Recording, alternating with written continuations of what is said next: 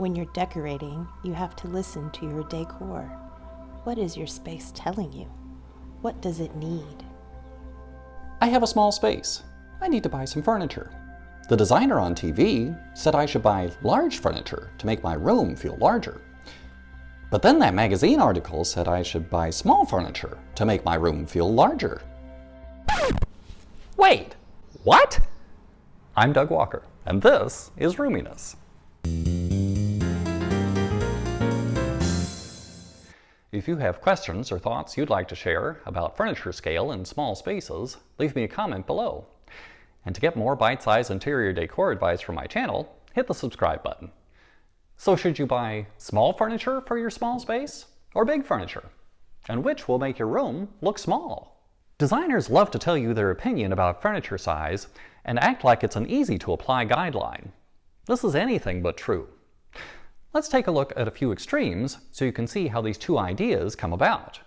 A small room crammed with furniture that cannot appropriately fit in the space is an obvious example of large furniture making the space feel small. Furniture that is too large to allow the room to function normally causes the same problem, like a bed that's so large you can't open the dresser drawers.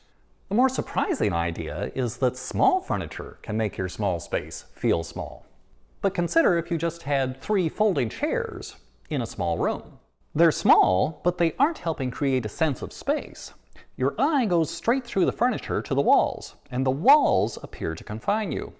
This problem becomes worse if the small furniture is pushed up against the wall. I've mentioned before, there's an unhelpful belief that placing furniture against the walls will leave more floor space and your room will feel bigger. In fact, you create a larger sense of space by defining an area within the walls so the walls are not the limits of your space. So where do we start? First things first, measure your space. That means measuring the pathway all the way into your space. This includes hallways, doorways, tight corners, staircases, and elevators. Make sure whatever furniture you buy will fit all the way into your space.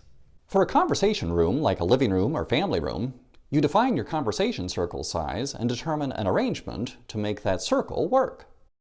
You may want to get out painter's tape and measure out locations for your sofa and chairs. I'll link to other episodes where we talk about this process in more detail.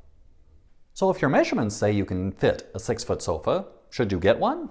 Or should you get a 5-foot sofa since your space is small? The answer is up to you. If your measurements, including traffic around your furniture, say that you can get a 6-foot sofa, then absolutely do. If, on the other hand, you'd prefer to get a 5-foot sofa, there are adjustments that you can make if your room still appears small to you. You're avoiding the question. I say that because the physical size of your furniture is only the beginning. 2 couches with the same basic outline can have vastly different visual weights. The construction of the sofa itself, whether it has rolled arms, track arms, English arms, shelter arms, or is armless, can add or detract to its visual weight. Similarly, furniture can have upholstery down to the floor or have legs. In general, the more details and the more fabric a piece of furniture has, the more visual weight it will have. Sofas that don't reach the floor will look less bulky. Sofas with tailored, firm cushions will look less bulky. Sofas with thin arms or no arms will look less bulky. Say bulky again. The fabric for your furniture will also affect its visual weight. That's determined by the pattern of the fabric and its size and busyness, as well as the texture of the fabric. Color will also affect your furniture's visual weight, but that's primarily as the color relates to the surrounding area. Fabric with more texture, large patterns, and high contrast patterns will appear more bulky. You can manipulate the visual weight of your furniture with what you put around it. In general, the more things that you have around your furniture, such as pillows, end tables, lamps, or throws, the more visual weight your furniture will have. Let's take a look at a couple of examples that didn't go well and see how you might deal with that situation. Say you bought new furniture that's sleek, modern, and in light grayscale fabric.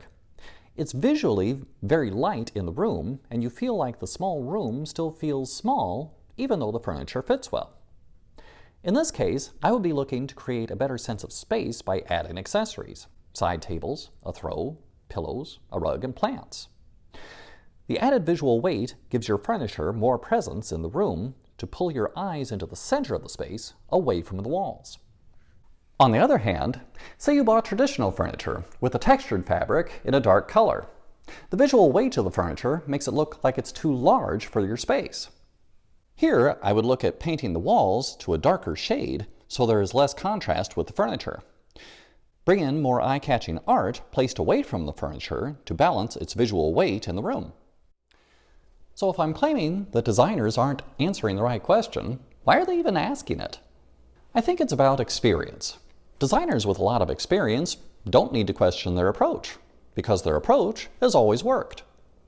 Where one designer has had success using large-scale furniture in small spaces in light linen fabrics, another has had equal success using small-scale, mid-century modern pieces in multicolored palettes. Moreover, since the before picture of the space looked cramped, you can look at the after picture and think, absolutely, that furniture size works so much better. The important takeaway is that you can work with furniture that is smaller or larger in your small space if you follow some guidelines for each option. If you know just one person who should see this video, hit the share button. If you'd like to up your interior decor game, hit the subscribe button. To get on my email list, visit RoominessTV.com. Thanks for watching.